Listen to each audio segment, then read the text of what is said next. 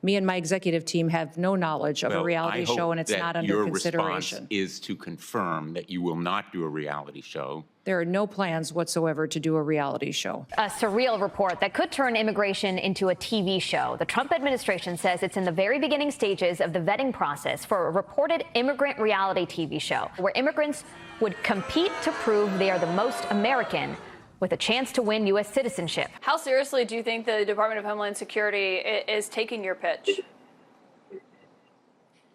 I think they're taking it seriously. I feel good about it. Seriously, what the f are we doing here? Because if you thought the immigration system was already cruel and dehumanizing, wait until you add a confessional booth and an elimination round sponsored by Hobby Lobby. The show, as it's been pitched, is called The American, where immigrants compete in state-by-state cultural challenges and ultimately win the chance to be naturalized in a televised Capitol Hill finale. The idea comes from reality TV producer Rob Warsoff. You might know him from Duck Dynasty and Millionaire Matchmaker, which is like saying your brain surgeon was trained on a YouTube channel called Backyard Spleens. Warsoff, who himself is a Canadian immigrant, claims to be not political and just wants to celebrate the immigration process by turning it into Survivor Ellis Island Edition. May the odds be ever in your favor. He's not exactly the person who should be running our immigration process, but alas, here we are in the Trump administration in the year 2025, where cruelty is the point and there is no bottom. I know you said this isn't Hunger Games, but if someone is watching and thinks making this a game show is trivializing this, what would you say to them? I'm really happy you're asking me that question. I was on the first iteration of The Biggest Loser. I was not a senior member. I was just a story producer on it, but I was there. And when The Biggest Loser was announced, there was vitriol coming from the press. They were saying, how are you going to fat shame people? You're calling fat people losers. And I would argue that the stakes there, Caitlin, were as big, if not bigger, because people had heart disease and diabetes, and you were going to take people who were grotesquely overweight, and if they didn't perform well enough for you on your show, you were going to kick them out.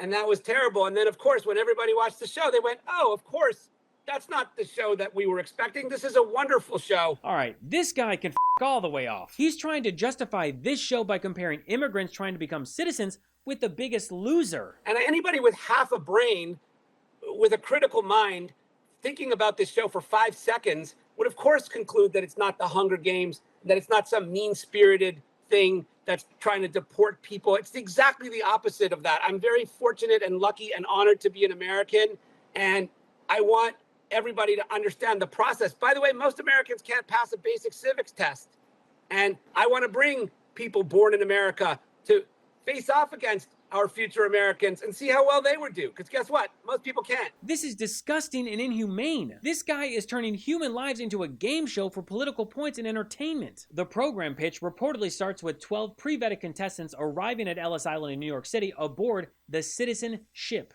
The show's host, preferably a famous naturalized American like Colombian Sofia Vergara or Canadian Ryan Reynolds, will welcome them with a personalized baseball glove. Oh my God. Nothing says welcome to America like an overbranded Little League metaphor. Contestants would then travel from state to state aboard a train called The American to learn about each region's history and culture and compete in themed contests. And here is where it gets bonkers. Officials from U.S. Citizenship and Immigration Services, you know, the actual agency tasked with processing real applications, are reportedly being asked to tally votes for the show. So, just to recap, while real asylum cases are sitting in backlog hell, your government might be busy counting votes for the guy who won the log balancing challenge in Wisconsin. Tell me again how this administration is supposed to be cracking down on waste and abuse. The pitch reads, we'll join in the laughter, tears, frustration, and joy, hearing their backstories as we are reminded how amazing it is to be American. Again, this guy can go himself. The losing contestants will go home with iconically American prizes, including 1 million American Airlines points, a $10,000 Starbucks gift card, and a lifetime supply of 76 gasoline. Sure, you know what? Let's just wrap it up in a flag and call it culture. Nothing heals the trauma of family separation like a Frappuccino and free unleaded. Also, Starbucks, really? The iconically American company that is literally based on the Italian coffee experience? What an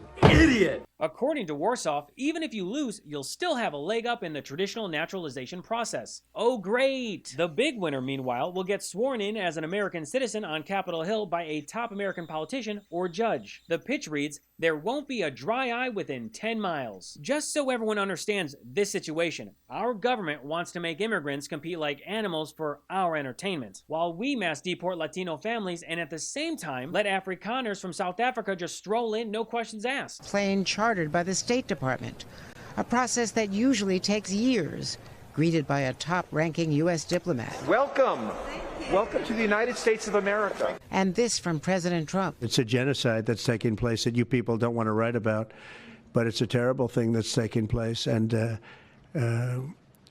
farmers are being killed. They happen to be white, but whether they're white or black makes no difference to me. The president signed an executive order in February calling them victims of unjust racial discrimination from the country's black majority, something the South African government vigorously denies. While today the administration also canceled temporary refugee status for as many as 14,000 Afghans already in the U.S., including many who served alongside the U.S. in the war. All face persecution from the Taliban if they are forced to go back. Veterans groups reacting. How do American veterans of the war in Afghanistan feel about the way their Afghan interpreters and allies are being treated? We're pissed off. This is absolutely insane that we would treat people this way. The welcome for white South Africans also in sharp contrast to another executive order the president signed the day he took office, suspending new refugee admissions for everyone else, including black Sudanese escaping genocide and Latin Americans fleeing violent gangs.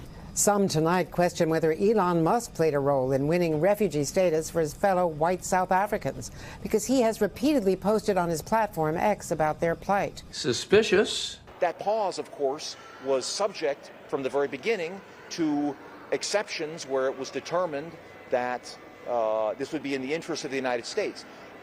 Some of the criteria are making sure that refugees did not pose any challenge to our national security and that they could be assimilated easily into our country. Translation, they're white and already racist, so they blend in perfectly. Any questions, please? Mr. President, you welcome white Afrikaner refugees here. Can you explain to Americans why it's appropriate to welcome white Afrikaners here when other refugees like Afghans, Venezuelans, Haitians have all had their protected status revoked? Well, this is a group, NBC, that is truly fake news. They ask a lot of questions in a very pointed way. They're not questions, they're statements. I love going out with friends, but I don't always want to drink. That's why I've been reaching for Sol's out-of-office gummies instead. They're the perfect little lift to keep the good vibes going and give me that light, social buzz without the hangover. Sol is a wellness brand that believes feeling good should be fun and easy. Sol specializes in delicious hemp-derived THC and CBD products designed to boost your mood and help you unwind. Their best-selling out-of-office gummies were designed to provide a mild, relaxing buzz, boost your mood, and enhance creativity and relaxation. The out-of-office gummies come in 4 different strengths, so you can find the perfect dose for your vibe. Choose from a gentle microdose, perfect buzz, unnoticeable high, or a fully lit experience. With wellness at the forefront, you can feel good about what you're putting in your body. All of Sol's products are made from organically farmed, USA-grown hemp and are vegan, gluten-free, and low in sugar. And if you like their out-of-office gummies, you've got to try their new out-of-office beverage, a refreshing, alcohol-free alternative perfect for summer sipping. Bring on the good vibes and treat yourself to Sol today. Right now, Sol is offering my audience 30% off your entire order. Go to GetSol.com and use the code GABE. That's GetSol.com, promo code GABE for 30% off.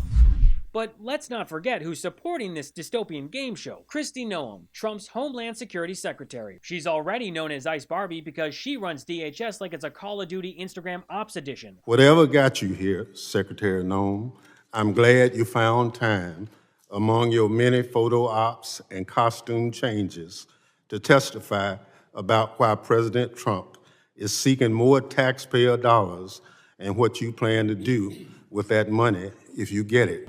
Damn! I'm a former prosecutor. I have put people away for life sentences who are gang members. I don't need to wear costumes to show how tough I am.